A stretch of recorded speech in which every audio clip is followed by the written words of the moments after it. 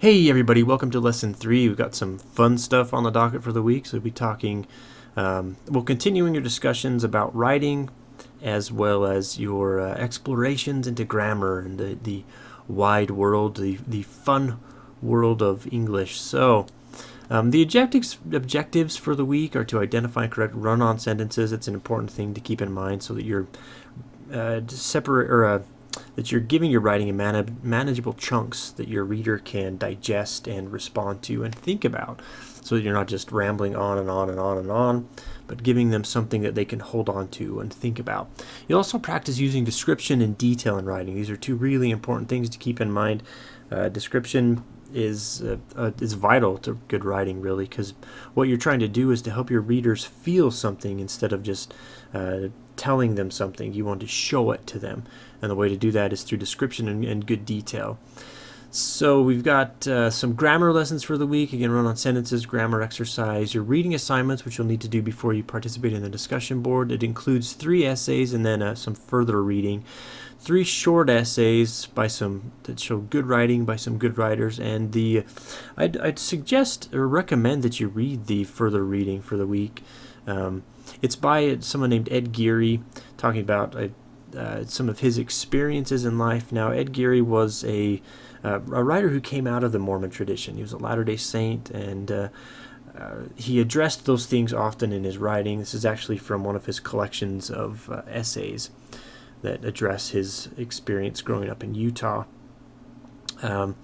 Now, I think it might be useful for you to look at what some other writers are doing who are coming out of a Mormon tradition, who are not necessarily writing in the devotional vein, things that you'd find on a Deseret book, the devotional books talking about Mormon doctrine, scripture, etc., or things that we get coming out of General Conference. As great as these other things are, there's also another tradition in Mormon literature of Mormons who are writing about their experiences. They're giving us well-crafted narratives about Mormon experience. So I think that's one thing that Ed Geary can give us and that we can learn from as we try to incorporate our experiences as Latter-day Saints into the things that we write in ways that can really engage a wide range of readers, not just those within the Latter-day Saint tradition, but beyond that as well. I think that's an important thing to try to do. Now, once you've done the reading, we've got the discussion boards. Again, you have 3 different prompts to choose from. Pick your favorite and then respond. After you've posted your initial response, post or read through as many of your peers' posts as you can, and then you'll need to reply to at least 2. Now, again, try to keep the discussion going. I've appreciated what you've done in responding to each other. Just continue to keep that conversation going. Again, this is one way that we'll learn from each other throughout the semester. Now, your initial post is due midweek. Your responses are due by the end of the week. Also, you got some writing lessons in description and detail, pre-writing and battling writer's block, which is something that every writer struggles with. And this will offer some suggestions for overcoming that challenge and pushing through so that you can come to so that you can complete your writing and feel good about what you're doing. And also some suggestions on giving peer feedback, which you'll be doing at the gathering and receiving from a writing tutor.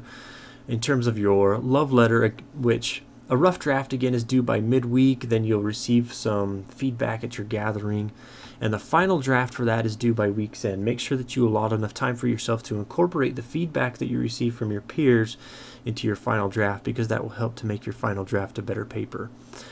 Really, that's all we've got for the week, outside of the gathering, which I mentioned, and also the weekly reports. If you have any questions about anything, again, please do feel free to let me know. My inbox is always open.